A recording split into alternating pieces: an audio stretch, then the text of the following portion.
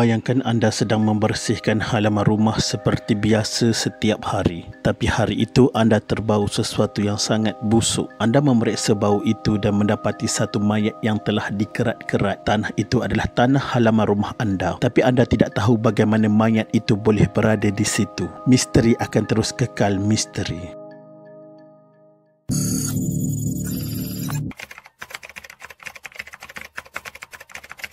Kepala dipisahkan dari badan manakala tubuh seorang lelaki dipercayai dipotong kepada hampir 10 bahagian, dimasukkan ke dalam beg plastik sebelum disorok dalam pembentung saluran air longkang sebuah rumah di kampung Kesang Laut, Johor. Mangsa yang masih belum diketahui identitinya dipercayai dibunuh 3 hari sebelum mayatnya ditemui pada 6 November 2016. Mayatnya dikerat-kerat sebelum dimasukkan ke dalam 5 beg plastik. Polis sedang berusaha memastikan motif termasuk kemungkinan cemburu berebutkan wanita. Ketua Polis Daerah Tangkak Superintenden Muhammad Idris Samsuri berkata, pemilik rumah itu terhidu bau busuk ketika membersihkan rumahnya sebelum menemui pergelangan kaki lalu menghubungi pihak polis. Pihak polis menerima panggilan pada jam 3.15 petang dan sepasukan polis menemui 5 bungkusan plastik mengandungi keratan tubuh manusia.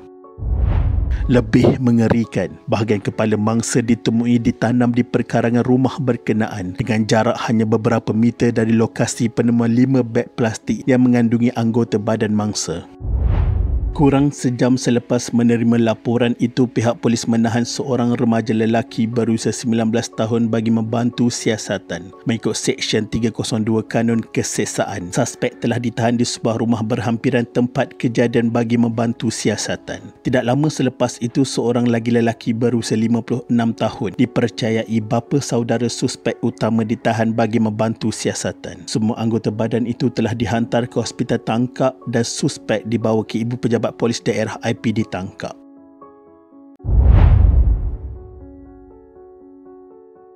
Seorang remaja orang kelainan upaya OKU dan bapa saudaranya ditahan reman berhubung kes penemuan mayat lelaki ini. Perintah tahanan reman sehingga 13 November 2016 itu dikeluarkan Magistrate Maslinda Selamat di Mahkamah Magistrate Tangkak pada 7 November 2016 terhadap suspek berusia 19 tahun yang juga rakan mangsa. Terdahulu suspek yang juga seorang lembam dan bergari dibawa ke mahkamah kira-kira jam 9.15 pagi dengan kawalan ketat polis. Pada 13 November 2016, tempoh reman kedua-dua lelaki itu dilanjutkan 7 hari lagi sehingga 20 November 2016. Suspek remaja tersebut menurut polis pernah memiliki satu rekod jenayah di bawah Seksyen 506 Kanun Kesesaan kerana mengugut pada 2013. Polis juga akan berusaha mendapatkan lanjutan reman ke atas seorang lagi suspek, iaitu seorang janda berusia 23 tahun yang ditahan selepas 2 hari suspek utama ditahan. Janda berumur 23 tahun juga pelajar sebuah kolej komuniti dilaporkan membantu suspek utama seorang pelajar pusat Giat Mara melakukan jenayah terbabit.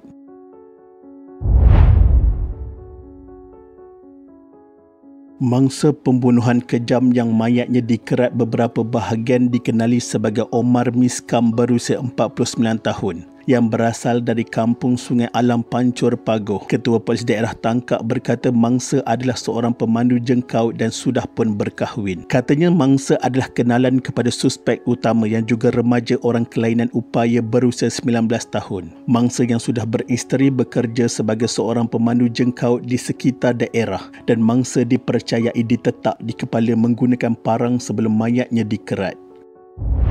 Bedah siasat juga mendapati mangsa dikerat lebih 10 bahagian termasuk kepala, kedua-dua kaki dan tangan, perut dan beberapa anggota badan lain. Abang mangsa berkata mereka sekeluarga reda dengan apa yang telah berlaku dan kini menguruskan jenazah adiknya. Darus Miskam, 65 tahun berkata pada Isnin 7 November 2016, dia diminta pihak polis hadir ke Jabatan Forensik bagi membuat pengecaman dan melakukan ujian DNA untuk mengesahkan identiti adiknya Omar Miskam. Dia berkata keluarganya mula mengesyaki sesuatu berlaku terhadap adik kelima daripada 8 beradik itu apabila disedari menghilangkan diri sejak 12 hari sebelum mengetahui melalui media. Keluarga berasa tidak sedap hati dengan kehilangannya. Dia kemudian menghubungi pihak polis selepas berita penemuan mayat bagi mengesahkan sama ada mangsa adiknya ataupun tidak. Dan pihak polis meminta keluarga pergi ke hospital Tangkak untuk membuat pengecaman. Ujian DNA terpaksa dilakukan kerana mayat dalam keadaan tidak sempurna dan ujian itu menggunakan sampel DNA abang dan adik lelaki mangsa. Isteri mangsa turut membantu membuat pengecaman itu. Kira-kira 10 anggota keluarga mangsa hadir pada 3 petang di Jabatan Forensik Hospital bagi menuntut mayat mangsa. Daris berkata pada mulanya dia tidak menyangka mayat ditemui dalam keadaan tidak sempurna adalah adiknya kerana sebelum bersara, dia hanya melihat mayat orang lain dengan pekerjaannya sebagai kaki tangan Jabatan Patologi Hospital Tangkak dalam bidang kesihatan. Dia berkata adiknya seorang pendiam dan tidak pernah menunjukkan sebarang perubahan atau memaklumkan masalah dihadapinya kepada mereka sekeluarga.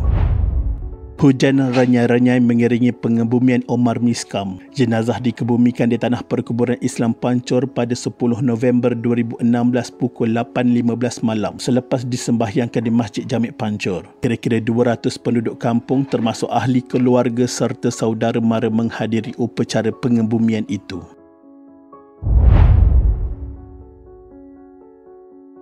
Penghuni di dalam rumah di tempat kejadian yang terdiri seorang lelaki dan 2 orang perempuan tidak mengetahui tentang kejadian sebelum dilaporkan. Kejadian hanya disedari oleh salah seorang anak menantu lelaki penghuni rumah yang pulang dan terbau busuk dan mendapati bau busuk adalah daripada cebisan mayat ditemui yang telah dipotong.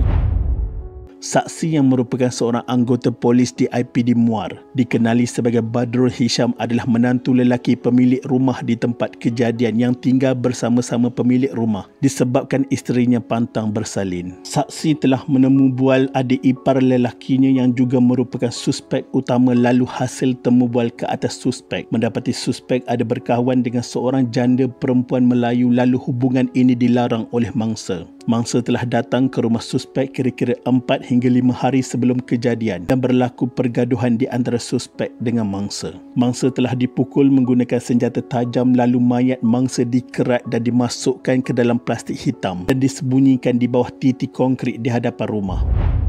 Suspek dikenali sebagai Muhammad Firdaus bin Hamzah mempunyai ketidakupayaan masalah pembelajaran berusia 19 tahun. Seorang lagi lelaki berumur 56 tahun juga dilaporkan terlibat membantu untuk membuang mayat. Lelaki tersebut yang juga bapa saudara suspek utama dipanggil ke lokasi untuk meminjamkan van bagi membuang mayat terbabit tetapi dipercayai tidak jadi dan mayat itu hanya disorokkan di pembentung di rumah itu. Pada malam kejadian, ahli keluarga suspek utama turut berada di rumah namun tidak mendengar dan mengetahui kerana hujan lebat ketika itu. Polis turut merampas sebilah parang, sebatang cangkul, 9 buah telefon bimbit, 2 buah kereta dan sebuah van dan motosikal.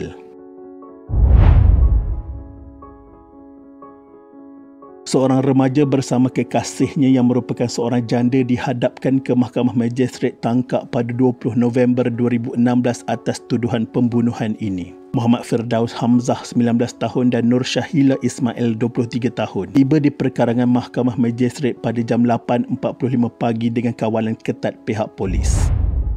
Mengikut pertuduhan, kedua-dua tertuduh didakwa melakukan kesalahan itu bersama-sama antara jam 11.59 malam pada 31 Oktober 2016 hingga kira-kira jam 4.30 pagi 1 November 2016 di hadapan sebuah rumah di Jalan Kesang Laut Batu 2 Tanjung Gading, Sungai Mati.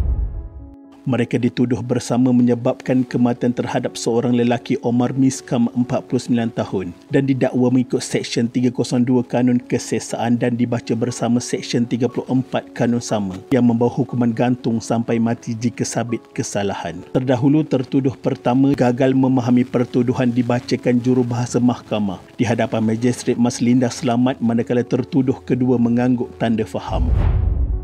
Peguam bela tertuduh pertama R.K. Balakrishnan memohon mahkamah membenarkan anak guamnya menjalani pemeriksaan di Hospital Permai di Johor dan turut disokong Timbalan Pendakwa Raya Muhammad Syukri Hussain. Mahkamah membenarkan tertuduh pertama dihantar ke Hospital Permai Johor Bahru untuk menjalankan pemerhatian dan pemeriksaan mental mengikut Seksyen 342 Kanun Prosedur Jenayah sehingga kes disebut semula dan turut mengarahkan tertuduh kedua melantik peguam bela. Walaupun kes ini sudah berlaku 5 tahun lalu, namun perbicaraan masih berjalan di mahkamah sehingga ke hari ini. Tapi kita boleh agakkan apa keputusannya kerana suspek utama adalah pemegang kad OKU. Walau bagaimanapun terpulanglah kepada kebijaksanaan para hakim dalam membuat keputusan. Semoga Allahyarham Omar Miskam diampunkan segala dosa dan ditempatkan dalam kalangan orang-orang yang beriman. Al-Fatihah. Sekian, terima kasih.